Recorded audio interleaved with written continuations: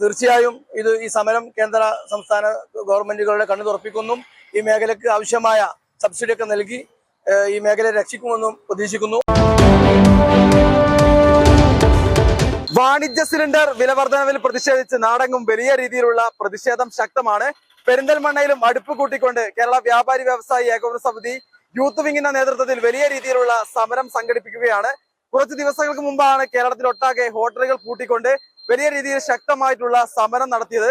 അതിന് തുടർച്ചയെന്നോണമാണ് പെരിന്തൽമണ്ണയിൽ വ്യാപാരി വ്യവസായി യൂത്ത് വിങ്ങിന്റെ നേതൃത്വത്തിൽ വലിയ രീതിയിൽ അടുപ്പ് കൂട്ടിക്കൊണ്ട് ശക്തമായ സമര പരിപാടികൾക്ക് നേതൃത്വം നൽകുന്നത്. പെരിന്തൽമണ്ണയിൽ നിന്ന് നടക്കുന്ന സമരത്തിന്റെ ദൃശ്യങ്ങളിലേക്ക്.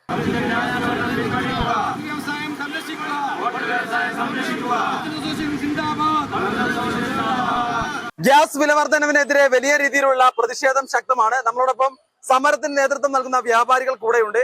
എന്തായാലും നാടൊന്നാകെ വലിയ രീതിയിലുള്ള പ്രതിഷേധമാണ്. കുറച്ച് ദിവസങ്ങൾക്ക് മുമ്പാണ് ഹോട്ടലെല്ലാം അടച്ചുകൊണ്ടുള്ള പ്രതിഷേധത്തിന് നേതൃത്വം നൽകിയത്. അതിന്റെ തുടർച്ചയെന്നോണമാണ് ഇന്ന് ഇങ്ങനെ ഒരു സമരം. എങ്ങനെയാണ് നിങ്ങളുടെ പ്രതികരണം? ഈ ഹോട്ടൽ വ്യവസായത്തെ മേഖല മുച്ചൂടും തകർക്കുന്ന രൂപത്തിലാണ് ഗ്യാസിന്റെ വില വർധന. 1000 രൂപയോളം വർദ്ധിപ്പിച്ചു എന്നുള്ളത് കേട്ടുകളി പോലില്ലാത്തൊരു സംഭവമാണ്.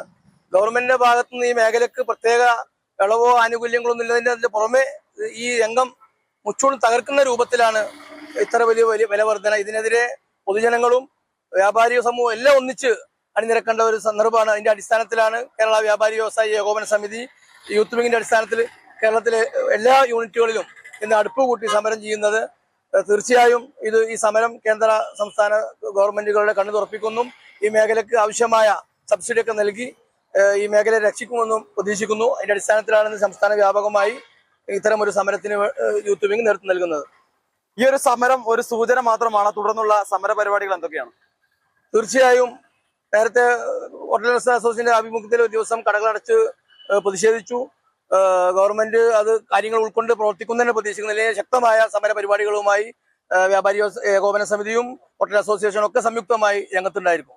സിലിണ്ടർ വില വർധനവിനെതിരെ വലിയ രീതിയിലുള്ള പ്രതിഷേധം ശക്തമാണ്. ഈ ഒരു സമരം തുടക്കം മാത്രമാണ്.